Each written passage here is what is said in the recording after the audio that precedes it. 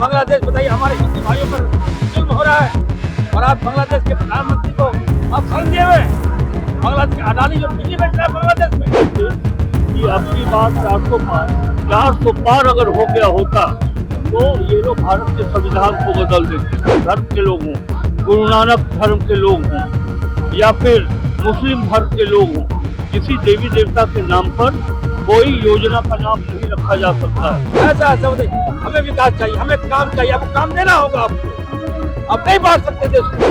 मैं तो ये कह रहा हूँ कि इतना हिंदुत्व भाजपा के मन में है, जब नाम रखने की बारी आती है तो वो अंग्रेजी हिंदी मिश्रित नाम रखते हैं। देश में मनरेगा का नाम बदलने को लेकर लगातार कांग्रेस इसका विरोध कर रही है और इस विरोध प्रदर्शन आज झारखंड में भी देखने को मिला है। झारखंड में ये मोरहाबादी मैदान से बापू वाटिका तक इन्होंने पैदल मार्च किया है और इस पैदल मार्च को लेकर जो विरोध प्रदर्शन है वो जताया जा रहा है। लगातार जो है वो कांग्रेसियों के द्वारा इस मनरेगा का नाम बदलकर राम जी जो दिया गया है इसका विरोध किया जा रहा है। मनरेगा बचाओ गांव बचाओ और मनरेगा जो मजदूरों की है वो आखिरी उम्मीद बचाओ, इस नारे के साथ आप लोग मनरेगा का नाम बदलने को लेकर विरोध जता रहे हैं। देखिए, सवाल नाम का केवल नहीं है, सवाल उन चीजों का, उनकी भावनाओं का, उनकी नीयत, उनकी नीतियों का है। मैंने कहा भारत की आत्मा गांवों में बसती है और ग्रामीण अर्थव्यवस्था पे इन्होंने बुलडोजर चला दिया है। जो चीजें ग्राम सभा डिसाइड करती थी, हमारी कौन सी योजना हमारे लिए उचित है, कौन सी योजना हमारे लिए फलदायक है, जिससे हम गांव का विकास होगा, लेकिन ये अब केंद्र निर्णय करेंगे। उसमें से भी 60 दिन जो कृषि का समय उसे उन्होंने काट दिया, उस दिन आप मांग नहीं सकते। तो रोजगार की जो गारंटी थी इसे उन्होंने खत्म कर दिया। न केवल गांधी जी का नाम हटाया, वरन ग्रामीण अर्थव्यवस्था पे भी इन्होंने बुलडोजर चला दिया।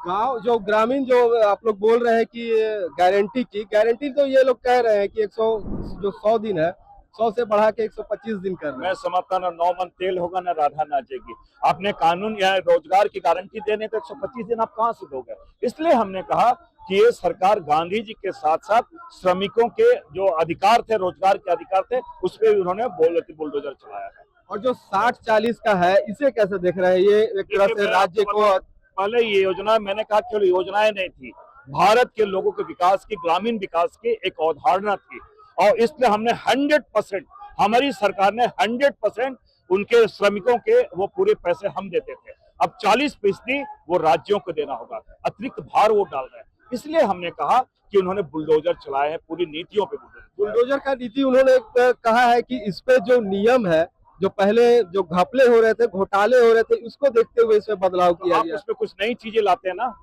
आप उन नई चीजें लाते हैं। आपकी सरकार अभी बहुत राज्यों में है, उन पे नई चीजें लाते हैं, आप भ्रष्टाचार को रोकते। आपने तो लोकपाल बिल पे भी उसी तरह किया, आपने सूचना का अधिकार भी वही किया। मैं इसलिए इन बातों कर रहा हूँ, ये सरकार के कथनी और करनी में काफी अंतर है।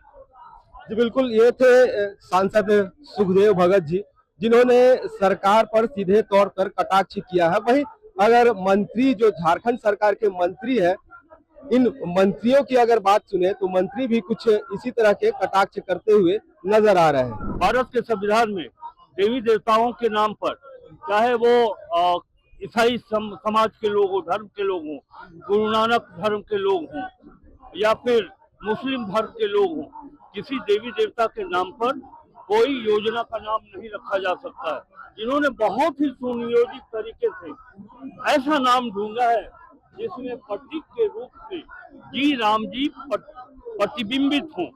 ये कोई साधारण बात नहीं है। मैं तो ये कह रहा हूँ कि अभी तो ये हालत है, जो ये नारा लगा रहे थे कि अब की बात 400 पार अगर हो गया होता तो ये लोग भारत के संविधान को बदल देते।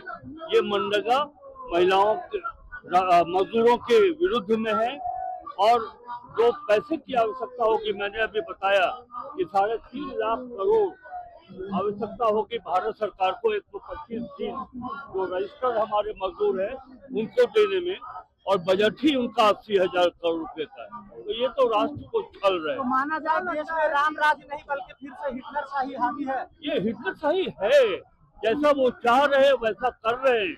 हम मनरेगा जब कांग्रेस पार्टी ने लागू किया था तो उसके पीछे ये था कि मजदूरों को रोजगार मिले।